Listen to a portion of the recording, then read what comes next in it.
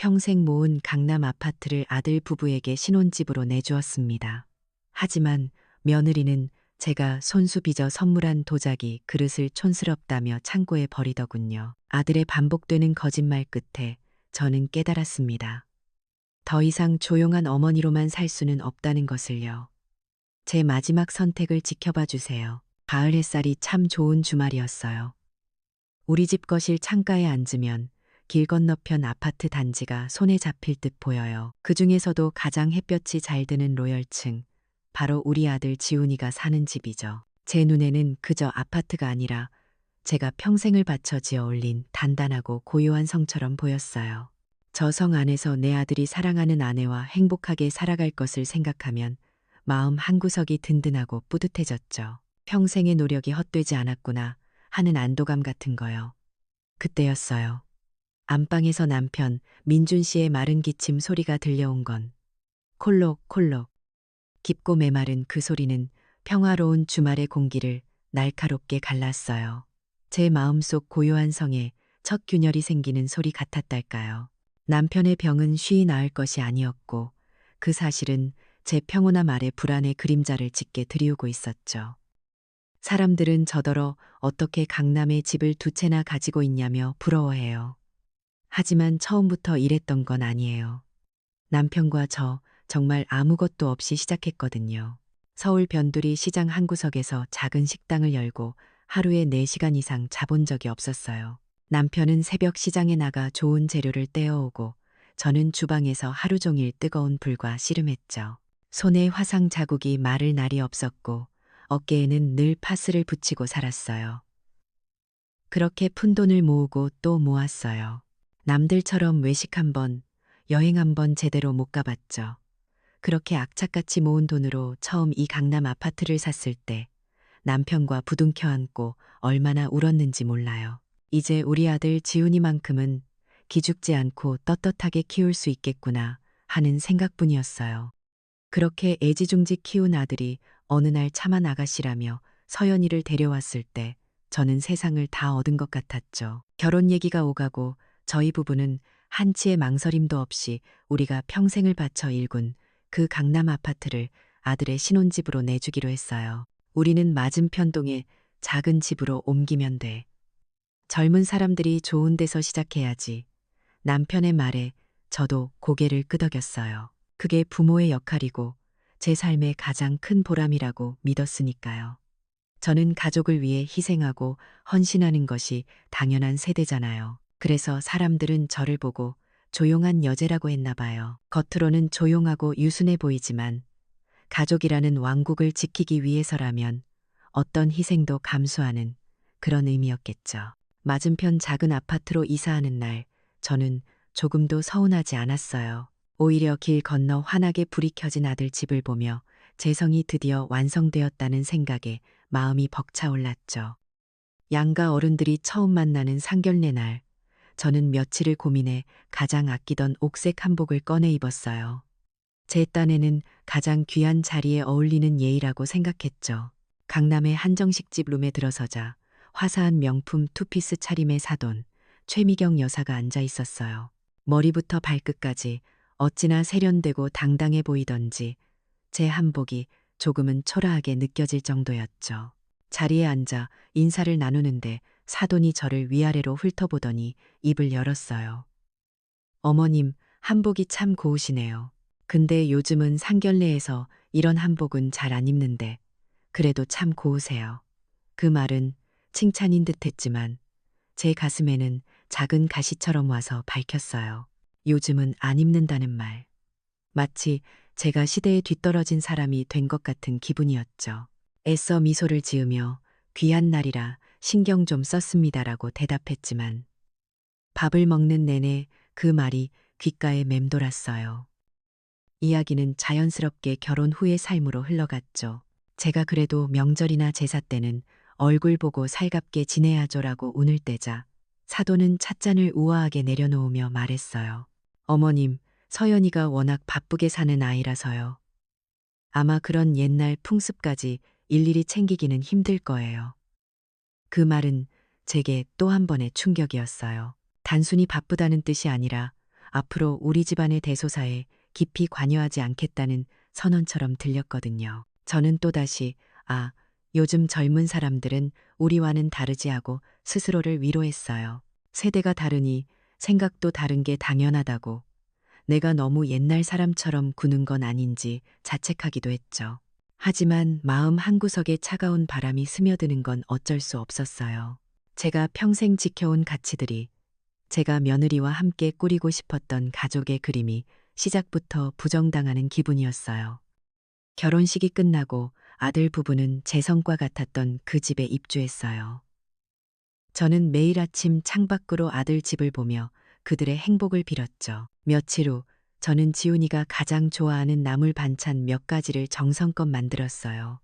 아들이 결혼해도 엄마 손맛이 그리울 거라는 생각에 작은 기쁨을 느끼면서요. 지훈아, 엄마야, 너 좋아하는 반찬 좀 만들었는데 지금 갖다 줄까? 들뜬 제 목소리와 달리 전화기 너머 아들의 목소리는 어딘가 머뭇거리는 듯했어요. 아, 엄마, 오늘 집에 하자 보수 때문에 사람이 와서 너무 정신이 없어. 미안한데 다음에 와주면 안 될까? 순간 서운한 마음이 확 밀려왔지만 저는 금세 마음을 다잡았어요. 그래, 새 집이니까 손볼 곳도 많겠지. 바쁜 아들 괜히 방해하면 안 되지. 저는 애써 밝은 목소리로 알았다. 그럼 다음에 보자 하고 전화를 끊었어요. 하지만 식탁 위에 정갈하게 담겨 식어가는 반찬들을 보니 마음이 조금 시큰거렸어요. 왜 미리 말해주지 않았을까 하는 작은 의문이 고개를 들었지만 저는 이내 고개를 저으며 그 생각을 떨쳐버렸어요. 스마트폰으로 길게 문자를 보내거나 하는 게 익숙지 않은 저로서는 아들의 짧은 통화 한 통이 세상과의 소통 창구의 전부였으니까요. 의심하면 안 된다고, 믿어야 한다고 스스로에게 다짐했어요. 저는 다시 창가에 서서 맞은편 아들 집을 바라보았어요. 아침에 보았던 그 든든하고 고요했던 성에 이제는 눈에 보이지 않는 작은 균열이 생긴 것만 같았어요. 그 일이 있고 나서 몇 주 동안은 일부러 아들 집에 연락하지 않았어요. 자존심이 상하기도 했고 혹시나 내가 정말 눈치 없는 늙은이처럼 보일까봐 두려웠거든요. 대신 창밖으로 보이는 아들 집을 보며 혼자 사귀는 시간이 많아졌죠. 저녁이면 환하게 켜지는 불빛을 보며 이제 퇴근했겠구나. 둘이 오붓하게 저녁 먹겠구나 상상하면서요. 그렇게라도 하지 않으면 텅 빈 것 같은 마음에 찬바람이 드는 것 같았거든요. 그러다 며칠 뒤 지훈이에게서 먼저 전화가 왔어요. 제 마음을 알기라도 한 듯 살갑게 엄마를 찾는데 그 목소리 하나에 지난 며칠간의 서운함이 눈 녹듯 사라지는 것 같았죠. 아들은 주말에 저녁 식사를 함께 하자고 했어요. 며느리 서연이가 맛있는 걸 해놓고 기다리겠다면서요.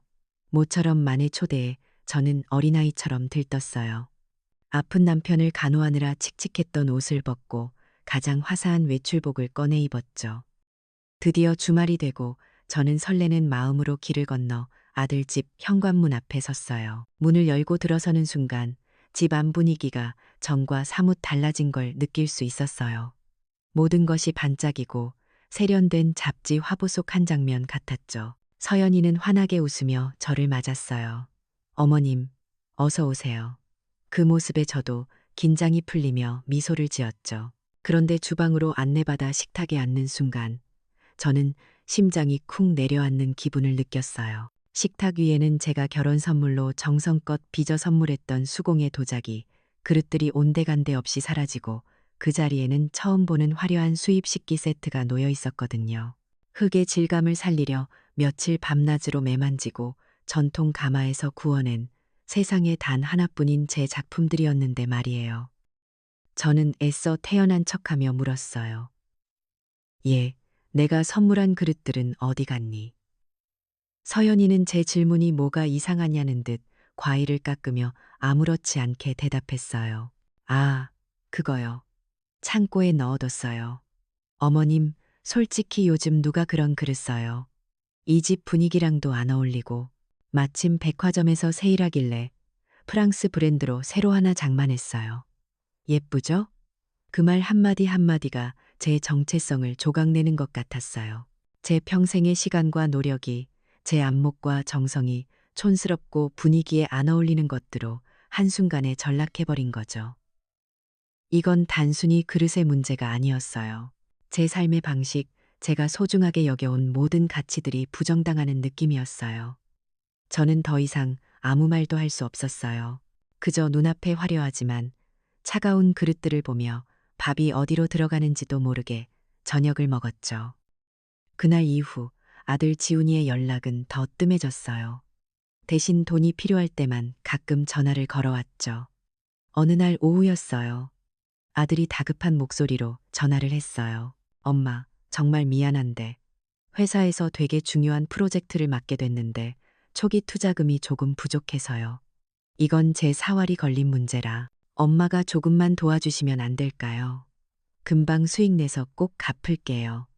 아들의 미래가 걸린 일이라는데 어느 부모가 그걸 외면하겠어요. 저는 남편과 저의 노후를 위해 묻어두었던 적금을 깨서 아들에게 보내주었어요. 조금 불안한 마음도 있었지만 아들이 성공해서 훌륭한 가정을 꾸리는 것이 제 마지막 꿈이었으니까요. 하지만 그 후로도 아들의 거짓말은 계속됐어요. 제가 반찬이라도 만들어 가려고 하면 엄마, 지난번에 주문한 가구가 잘못 배송돼서 오늘 교환해야 해요. 서연이가 집에서 중요한 온라인 미팅이 있어서 오늘은 좀 곤란해요. 와 같은 핑계들이 늘어갔죠. 저는 그런 최신 업무 환경 같은 걸 잘 모르니까 그저 아, 요즘 젊은 사람들은 정말 바쁘게 사는구나 하고 넘어갈 수밖에 없었어요. 그렇게 저와 아들 집 사이에는 눈에 보이지 않는 단단한 벽이 점점 더 높게 세워지고 있었어요. 그러던 어느 날이었어요. 남편 약을 타러 병원에 다녀오는 길에 아파트 단지 상가 앞에서 예전에 우리 아파트에 살다가 이사간 아주머니를 우연히 마주쳤어요. 너무 반가워서 한참을 서서 서로 안부를 물었죠. 한참 수다를 떨던 아주머니가 별 생각 없이 툭 던진 한마디에 저는 그 자리에 얼어붙고 말았어요.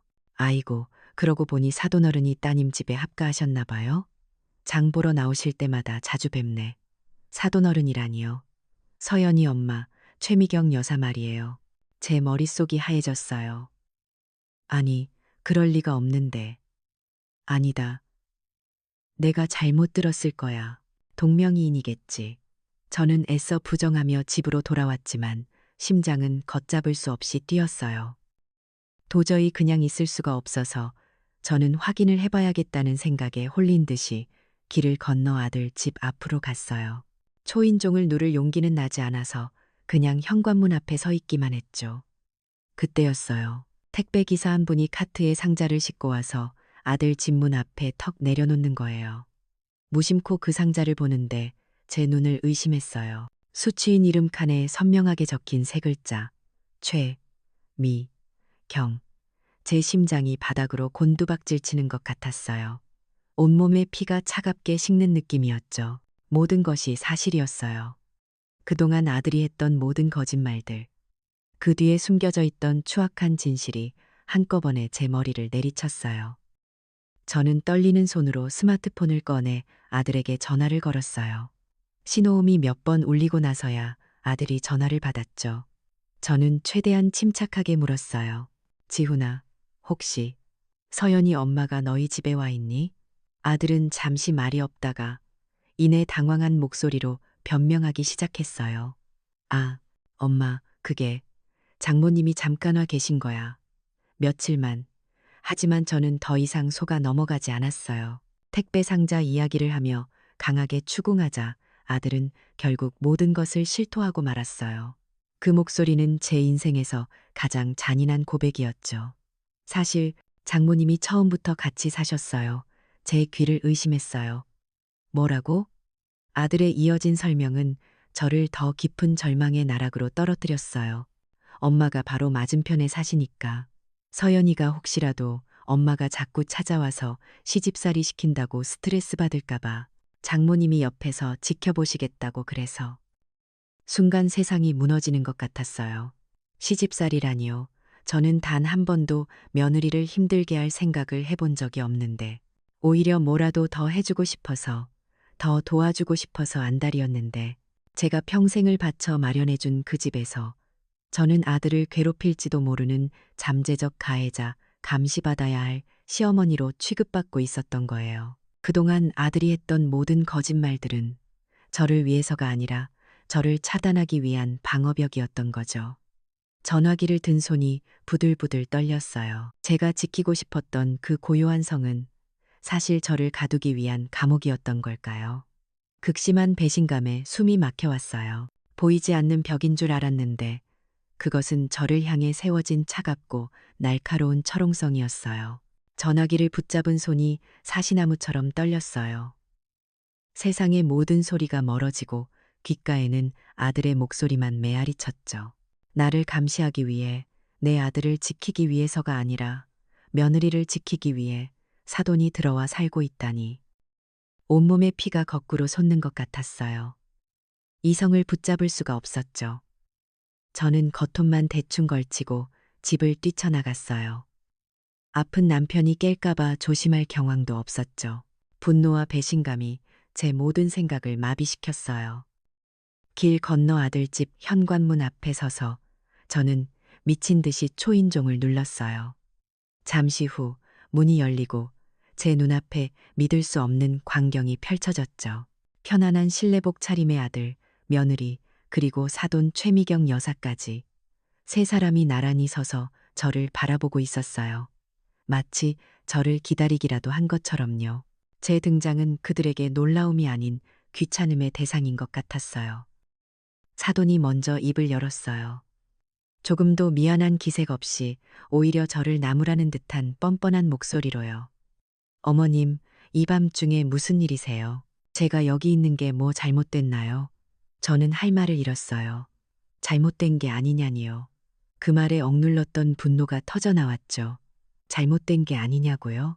여기가 어디라고 사돈어른이 계시는 겁니까? 그러자 사돈은 코웃음을 치며 저를 위아래로 훑어봤어요. 요즘 세상에 누가 며느리 바로 옆집에 살면서 일거수일투족 감시하려는 시어머니를 좋아하겠어요? 저는 제 딸 스트레스 받지 않게 보호하러 온 거예요. 어머니로서 당연한 거 아닌가요? 보호라니요, 감시라니요. 저는 제 귀를 의심했어요. 제가 아들, 며느리를 감시하는 악독한 시어머니라는 말이었죠. 기가 막혀서 말이 나오지 않았어요. 여긴 내가 평생을 바쳐 내 아들에게 사준 집이에요. 그런데 당신이 여길 왜?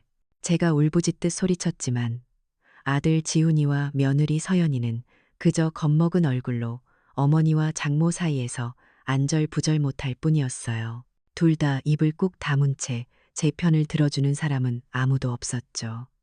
그 침묵이 사돈의 뻔뻔한 말보다 더 날카로운 비수가 되어 제 심장을 찔렀어요.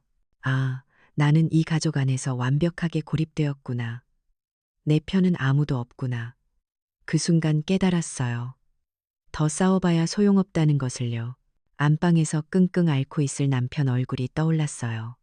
이 추한 꼴을 보이면 남편의 병세가 더 악화될지도 모른다는 생각에 저는 간신히 이성을 붙잡았죠. 저는 세 사람을 노려보며 돌아섰어요.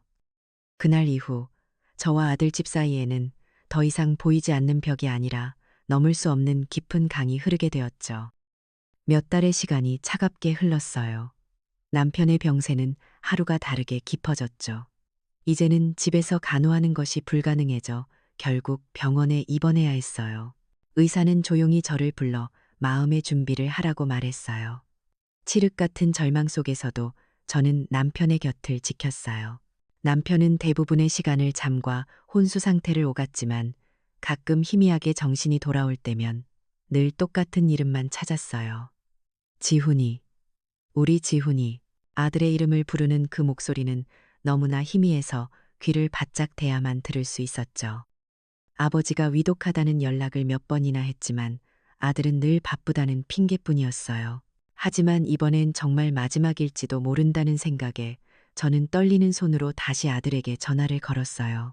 제발 받아라, 제발. 다급한 제 마음과 달리 전화기 너머 아들의 목소리는 너무나 차갑고 멀게만 느껴졌어요. 엄마, 저 지금 제 인생이 걸린 파티에 와 있다고요. 이 파트너 잡아야 회사에서 살아남아요. 그리고 아빠는 맨날 위독하시다면서요. 저는 순간 제 귀를 의심했어요. 아버지가 죽어가는데 파티라니요. 인생이 걸렸다니요. 저는 울부짖었어요. 지훈아, 이번엔 정말이야. 아버지가 너만 찾고 계셔. 마지막일지도 몰라. 제발. 하지만 아들은 매정하게 전화를 끊어버렸어요. 며느리에게도 전화를 걸었지만 아예 받지를 않았죠. 저는 힘없이 수화기를 내려놓았어요. 남편의 앙상한 손이 제 옷자락을 붙잡았어요. 지훈이, 오고, 있니? 저는 차마 진실을 말할 수가 없어서 눈물을 삼키며 거짓말을 했어요. 그럼요. 우리 아들 지금 오고 있대요. 거의 다 왔대요. 남편은 그제야 희미하게 미소를 지으며 다시 깊은 잠에 빠져들었어요. 그날 밤 병실에는 오직 저 혼자였어요. 차가운 공기 속에서 규칙적으로 울리는 기계음만이 남편이 아직 살아있음을 알려주고 있었죠. 저는 뜬 눈으로 밤을 새우며 남편의 곁을 지켰어요. 그리고 새벽 2시 길고 긴 침묵과 함께 남편의 숨소리를 알려주던 기계에서 날카로운 경고음이 울리기 시작했어요. 남편이 조용히 눈을 감았어요. 제 세상이 무너져 내리는 순간이었죠. 바로 그때였어요. 기적처럼 혹은 악몽처럼 제 스마트폰이 울리기 시작한 건 화면에는 내 아들이라는 이름이 떠 있었어요. 혹시나 하는 마음에 마지막 희망을 품고 저는 전화를 받았어요. 하지만 제 귀에 들려온 것은 아들의 목소리가 아니었어요. 귀를 찢을 듯한 시끄러운 클럽 음악 소리였죠. 저는 떨리는 목소리로 간신히 입을 열었어요. 지훈아, 아빠가 방금 돌아가셨어. 잠시 소란스러운 음악 소리 너머로 정적이 흘렀어요. 그리고 이어진 목소리는 제 남은 삶을 송두리째 파괴해버렸죠. 아들의 목소리가 아니었어요. 술에 취해 혀가 꼬부라진 며느리 서연이의 목소리였어요. 아비가 뒤졌는데 그게 나랑 무슨 상관이에요? 어머니도 참 이 시간에 전화하고 죽었다가 아니었어요. 뒤졌다였어요. 짐승에게나 쓰는 그 저속하고 잔인한 단어가 제 심장에 그대로 밝혔어요. 전화가 툭 끊기고 병실에는 다시 기계음과 제 공허한 숨소리만이 남았어요. 수십 년간의 희생과 사랑, 남편의 마지막 순간까지 지키려 했던 제 모든 것이 단 한마디의 폭언으로 산산조각 났어요. 눈물조차 나오지 않았어요. 슬픔을 넘어선 무언가가 제 안에서 딱딱하게 굳어버리는 것 같았죠. 이것이 바로 최후의 배신이었어요. 제 인생의 판결이 내려진 새벽 2시였어요. 제 안에 무언가가 완전히 부서져 내렸고 그 잿더미 속에서 차갑고 새로운 무언가가 조용히 눈을 뜨고 있었어요. 그 며느리의 잔인한 목소리가 뇌수까지 파고든 채로 어떻게 남편의 장례를 치렀는지 모르겠어요. 슬픔을 느낄 겨를조차 없었죠. 제 안의 모든 것이 차갑게 식어버려서 눈물 한 방울 나오지 않았어요. 저는 그저 상주로서 해야 할 일들을 기계처럼 해냈어요. 조문객을 맞고 절을 하고 음식을 날랐죠. 제 감정은 멈춰버린 것 같았어요. 다음 날 아침이 되어서야 아들 내외가 장례식장의 모습을 드러냈어요. 밤새 파티에서 놀았으니 당연했겠죠. 둘 다 값비싼 검은 옷을 걸치긴 했지만 피곤에 절어 헝클어진 모습은 감출 수가 없었어요. 아들 지훈이는 제게 다가와 악어의 눈물을 흘리며 말했죠. 엄마, 죄송해요. 그 파트너 붙잡느라 정말 한숨도 못 잤어요. 아버지가 이렇게 갑자기 가실 줄은. 그 뻔뻔한 거짓말에 저는 아무런 대꾸도 하지 않았어요. 그저 텅 빈 눈으로 아들을 바라볼 뿐이었죠. 제 반응이 이상했는지 아들은 당황한 기색이었지만 저는 더 이상 아들에게 아무것도 기대하지 않았어요. 설상가상으로 오후에는 사돈 최미경 여사가 요란하게 조문을 왔어요. 그녀는 제게 위로의 말 대신 혀를 차며 이렇게 말했죠. 어휴, 이를 어째. 결혼한 지 얼마나 됐다고 집에 초상이 나니. 우리 서연이 액땜 제대로 하네. 제 남편의 죽음이 고작 자기 딸의 액땜 거리밖에 되지 않는다는 그 말. 이건 실수가 아니었어요. 명백히 저를 겨냥한 의도적인 잔인함이었죠. 그 순간 제 안에 남아있던 마지막 미련과 슬픔의 찌꺼기마저 모두 타서 제가 되어버렸어요. 그리고 그 제 속에서 작지만 뜨거운 불씨 하나가 살아나는 것을 느꼈죠. 장례 3일 내내 아들 내외의 위선적인 연기는 계속됐어요. 하지만 그들의 가짜 슬픔과는 대조적으로 남편의 오랜 친구분들이나 옛 이웃들은 진심으로 제 손을 잡고 함께 울어주었죠. 그분들의 따뜻한 위로 속에서 저는 제가 완전히 혼자는 아니라는 사실을 깨달았어요. 특히 예전에 같은 아파트에 살았던 한 아주머니는 제 손을 꼭 잡으며 이렇게 말했어요. 선자 씨, 너무 상심하지 마. 혹시라도 무슨 힘든 일 있으면 언제든 연락해. 우리 아들이 변호사야. 도움이 될지 모르잖아. 저는 그저 고맙다고 고개만 숙였지만 변호사라는 그 말이 왠지 모르게 마음속 깊이 남았어요. 마치 칠흑 같은 어둠 속에서 희미한 빗줄기 하나를 본 것 같은 기분이었죠. 장례를 모두 마치고 텅 빈 집에 혼자 돌아왔을 때 비로소 남편의 부재가 현실로 다가왔어요. 집 안 곳곳에 남편의 흔적이 배어 있었죠. 저는 며칠 동안 남편의 유품을 정리했어요. 남편의 옷을 개키고 낡은 책들을 정리하며 하염없이 눈물을 흘렸죠. 그러다 서재 책상 가장 깊숙한 서랍에서 낡은 일기장 한 권과 통장 몇 개를 발견했어요. 무심코 일기장을 펼쳐본 저는 그 자리에 얼어붙고 말았어요. 거기에는 남편이 아들에게 돈을 붙여줄 때마다 꼼꼼하게 기록해둔 날짜와 금액이 적혀 있었어요. 5월 5일, 지훈이 투자금 명목으로 5억 원, 우리 아들, 미래를 위하여. 5월 5일, 지훈이 사업 자금 보탬, 부디 성공하길. 한 장 한 장 넘길 때마다 제 손이 부들부들 떨렸어요. 부들부들 떨렸어요. 우리가 평생 땀 흘려 모은 돈, 제 노후 자금이 그렇게 야금야금 아들에게 흘러들어간 기록이 고스란히 남아 있었죠. 남편의 마지막 유언이 떠올랐어요. 재산을 모두 지훈이에게.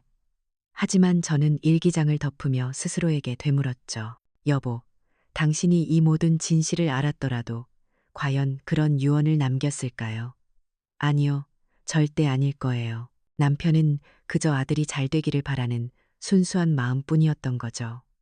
그 순수한 마음을 이용한 아들을 저는 더 이상 용서할 수 없었어요. 남편의 유언은 제가 재해석해야만 했어요. 그날 밤 저는 잠들지 못하고 서툰 손길로 스마트폰을 들여다봤어요. 이전까지 전화나 문자 외에는 거의 써본 적 없는 물건이었죠. 검색창에 유류분 반환 청구, 증여 재산 사기 같은 낯선 법률 용어들을 하나씩 입력해봤어요. 화면 가득한 어려운 글자들이 눈에 잘 들어오지는 않았지만 저는 포기하지 않았어요. 어떻게든 길을 찾아야 했으니까요. 이것은 더 이상 저를 고립시키는 기술이 아니라 제가 싸우기 위해 쥐어야 할 무기였어요. 다음 날 저는 결심을 굳혔어요. 은행에 가서 아들 지훈이에게 돈을 이체한 내역을 전부 출력했어요. 수십 장에 달하는 그 종이들은 단순한 거래 내역이 아니라 아들의 배신과 제 어리석음의 증거였죠. 집으로 돌아와 저는 장례식장에서 받았던 그 아주머니의 연락처를 찾아 전화를 걸었어요. 변호사라는 그 아드님과 상담을 예약하고 싶다고요. 아들이 제게서 착취해간 그 돈으로 저는 이제 아들과의 전쟁을 준비하기 시작한 거예요. 아들이 자신의 사치스러운 삶을 위해 가져간 돈이 이제는 그의 목을 겨누는 가장 날카로운 칼이 될 것이었어요. 전화기를 든 제 손은 더 이상 떨리지 않았어요. 아주 차갑고 단단했죠. 남편의 49제가 막 지난 어느 맑은 가을날이었어요. 저는 변호사와 모든 준비를 마친 뒤 약속된 시간에 맞춰 행동을 개시했죠. 제 마음은 놀랍도록 평온했어요. 지난 몇 달간 흘렸던 눈물과 겪었던 고통이 저를 더 단단하게 만든 것 같았어요. 슬픔은 제가 되었고 그 제 속에서 타오르기 시작한 불씨는 이제 누구도 끌 수 없는 활을 타는 불꽃이 되었으니까요. 오후 늦게 백화점 쇼핑백을 양손 가득 들고 나타난 아들 내외가 길 건너편에 보였어요. 그들의 웃음소리가 여기까지 들리는 듯했죠. 아버지의 죽음도 어머니의 고통도 그들의 사치스러운 일상에는 아무런 흠집도 내지 못한 모양이었어요. 그들은 익숙하게 자신들의 집 현관문 앞에 서서 비밀번호를 눌렀어요. 하지만 문은 열리지 않았죠. 몇 번을 더 시도했지만 도어록은 기계적인 거부음만 내뱉을 뿐이었어요. 당황한 그들의 눈에 들어온 것은 익숙한 디지털 도어록 위에 새로 설치된 묵직한 기계식 자물쇠였어요. 그리고 그 옆 복도 벽에 기대어 깔끔하게 포장된 수십 개의 이사 상자들이 있었죠. 자신들의 모든 살림살이가 집 밖으로 나와 있는 광경을 보고서야 아들 내외의 얼굴이 하얗게 질리기 시작했어요. 마지막으로 그들의 시선이 닿은 곳은 현관문에 붙어 있는 A 사용지 한 장이었어요. 거기에는 차가운 명조체로 이렇게 적혀 있었죠. 경고장. 본 아파트는 현 소유주 박선자님의 요청에 따라 매각 절차에 들어갔습니다.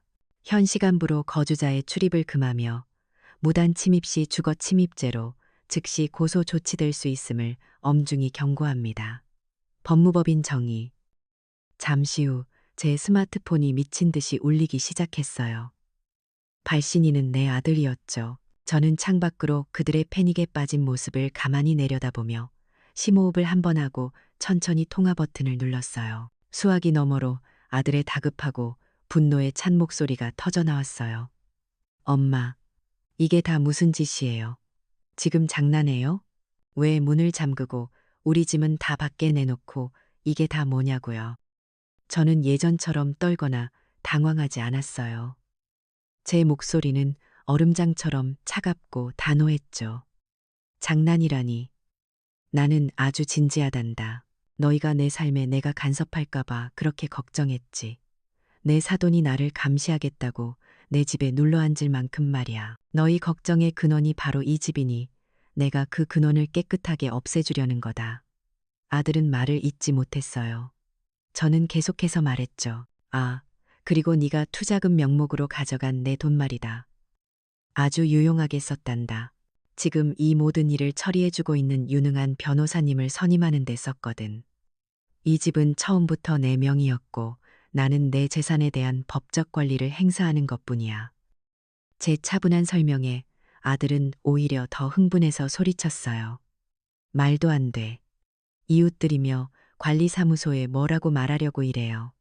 쪽팔려서 여기서 어떻게 살라고. 그 말을 기다렸다는 듯 저는 결정타를 날렸어요. 쪽팔려서 어떻게 사냐고. 아, 그 걱정은 안 해도 된단다.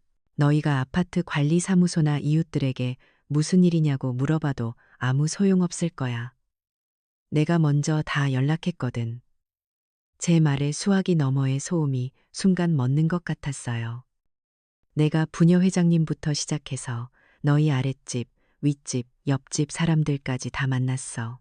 너희가 그동안 나한테 어떻게 했는지, 내 엄마를 어떻게 문전박대하고 사돈을 몰래 들여 살게 했는지, 그리고 가장 중요한 이야기, 내 아빠 임종하시던 그날 밤 너희가 어디서 뭘 하고 있었는지 내가 다 설명했으니까. 저는 아파트 커뮤니티 앱 게시판에 변호사가 검토해준 정중하지만 단호한 어조의 글을 올렸어요. 모든 진실을요. 이제 그들의 사회적 평판, 그들이 그토록 중요하게 생각하던 체면은 하루아침에 땅에 떨어진 거죠. 수화기 너머에서는 이제 아들의 분노가 아닌 당혹감과 공포가 느껴졌어요. 목소리가 기어들어가기 시작했죠. 엄마, 잘못했어요. 제가 다 잘못했어요. 제발. 그래도 아빠 유산은 아빠가 저한테 다 주라고 하셨잖아요. 저는 그 마지막 희망의 끝마저 잘라버리기로 했어요. 내 아버지가 모든 재산을 너에게 주라고 했다고? 아니, 유언장에는 나에게 남기셨단다.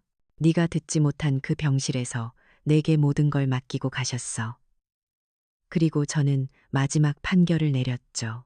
그리고 그 유산 전액은 내 아버지의 이름으로 된 자선재단에 기부될 거다. 이 집을 파는 돈까지 전부. 이제 그 누구에게도 기대지 말고 너희 둘의 힘만으로 자유롭게 살아보렴.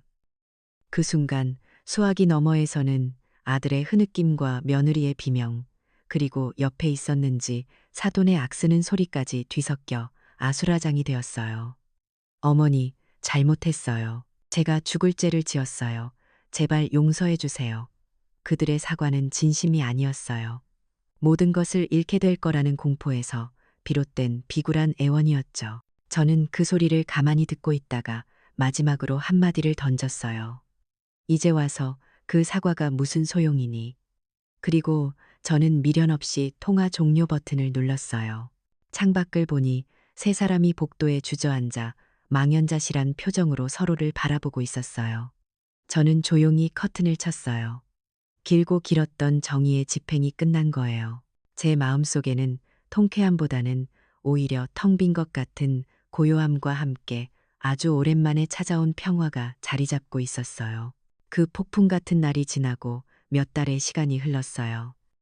아들 내외가 살던 맞은편 아파트는 새로운 주인을 만나 환하게 불을 밝혔고 저는 더 이상 그쪽을 쳐다보지 않게 되었죠.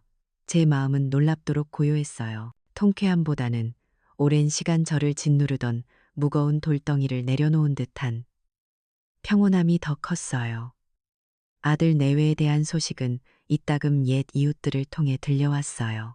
강남의 호화로운 생활을 유지할 수 없게 된 그들은 결국 작은 월세방을 전전하며 힘겹게 살고 있다는 이야기였죠. 사돈 최미경 여사는 진작에 그들을 떠났다고 했고요. 그 소식을 들어도 제 마음은 조금도 흔들리지 않았어요. 동정심도 미움도 아니었어요. 그저 스스로 뿌린 씨앗을 거두고 있을 뿐이라고 생각했죠. 그러던 어느 날 저녁, 초인종이 울렸어요. 문을 열어보니 낯설 만큼 수척해진 아들과 며느리가 문 앞에 서 있었어요. 비싼 옷 대신 낡고 평범한 옷을 입은 그들의 모습은 몇 달 전과는 완전히 다른 사람이었죠. 그들은 저를 보자마자 그 자리에 털썩 무릎을 꿇었어요. 그리고는 오랫동안 흐느끼며 용서를 빌었죠. 진심인지 아니면 또 다른 계산인지는 알 수 없었어요. 하지만 한 가지는 분명했죠. 그들은 이제야 비로소 자신들의 잘못이 어떤 결과를 가져왔는지 뼈저리게 느끼고 있다는 것. 저는 그들을 차갑게 내치지는 않았어요.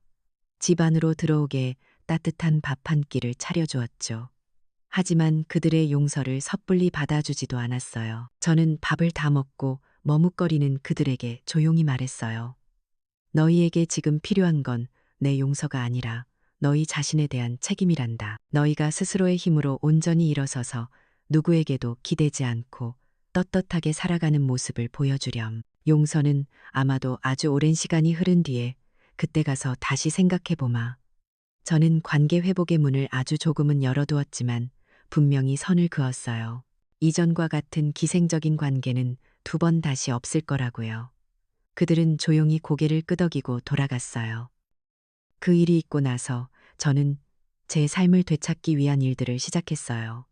변호사의 도움을 받아 남편과 제 이름을 딴 작은 장학재단을 만들었죠. 남편의 유산을 그저 자선단체에 기부하는 것보다 어려운 환경에서도 배움의 끈을 놓지 않으려는 학생들을 돕는 것이 남편의 뜻을 기리는 더 의미 있는 방법이라고 생각했거든요. 제 이야기는 어떻게 알려졌는지 지역 신문작은 한 편에 실리게 되었고 그 기사를 보고 저와 비슷한 아픔을 겪은 많은 어르신들이 저를 찾아오기 시작했어요. 저는 그분들의 이야기를 들어주고 제 경험을 나누며 서로에게 힘이 되어 주었죠. 그렇게 자연스럽게 놓인 권익 보호를 위한 작은 모임이 만들어졌고 저는 그분들의 삶에 작은 등불이 되어주는 새로운 역할을 찾게 되었어요. 그리고 제 삶의 가장 큰 변화는 바로 강남구 커뮤니티 센터에서 시작되었어요. 저는 그곳에서 오랫동안 잊고 지냈던 제 재능을 다시 꺼내 보였죠. 바로 전통 한식 요리 강좌를 열게 된 거예요. 처음에는 몇 명 안 되는 수강생으로 시작했지만 제 요리에 담긴 정성과 이야기가 입소문을 타면서 금세 인기 강좌가 되었어요. 오늘도 저는 곱게 다려 입은 옥색 한복을 입고 교실에 섰어요. 예전에 사돈에게 촌스럽다는 말을 들었던 그 한복이 아니에요. 이건 제가 제 자신을 위해 제 이름으로 직접 고른 옷이었죠. 오늘 수업의 마지막 요리는 정성껏 끓인 궁중 잣죽이었어요. 저는 젊은 시절 제가 직접 빚었던 며느리가 창고에 처박아 두었던 그 도자기 그릇과 꼭 닮은 그릇에 따뜻한 잣죽을 담아냈어요. 그리고 수강생들에게 웃으며 말했죠. 음식은 단순히 배를 채우는 게 아니에요. 우리의 이야기와 마음을 담아내는 그릇이지요. 이 그릇에 어떤 이야기를 담느냐에 따라 세상에서 가장 귀한 음식이 될 수도 있답니다. 수업이 끝나고 수강생들이 제 곁에 모여들어 제잘거리며 웃음꽃을 피웠어요. 나이도 살아온 환경도 다르지만 우리는 음식을 통해 서로의 마음을 나누는 새로운 가족이 되었죠. 한 젊은 수강생이 제게 다가와 스마트폰을 보여주며 말했어요. 선생님, 저희 요리교실 인스타그램 계정 만들었어요. 선생님 레시피랑 사진 올리면 인기 폭발할 거예요. 저는 활짝 웃으며 고개를 끄덕였어요. 이제 기술은 더 이상 저를 고립시키는 벽이 아니었어요. 세상을 향해 제 이야기를 전하는 즐거운 창문이 되었죠. 수강생들을 모두 배웅하고 저는 노을이 물드는 창가에 잠시 섰어요. 이제 저는 더 이상 누군가의 아내나 누군가의 어머니가 아니었어요. 저는 이 교실의 선생님이고 작은 모임의 리더이며 무엇보다 박선자라는 제 이름 석자로 온전히 서 있었죠. 제 안에서 꺼진 줄 알았던 불꽃이 이제는 그 어느 때보다 밝고 따뜻하게 타오르고 있었어요. 그 불꽃은 이제 다른 누군가를 위해서가 아니라 오롯이 저 자신을 위해 타오르는 제 존엄성의 불꽃이었어요. 박선자 씨의 이야기는 우리에게 가르쳐 줘요. 가족이라는 이름이 모든 무례를 용서하는 변명이 될 수는 없다는 것을요. 진정한 존중은 침묵 속에서가 아니라 자신의 가치를 당당히 지켜낼 때 비로소 얻어지는 것이고, 때로는 가장 큰 사랑이 가장 단호한 선을 긋는 용기에서 시작되기도 하니까요.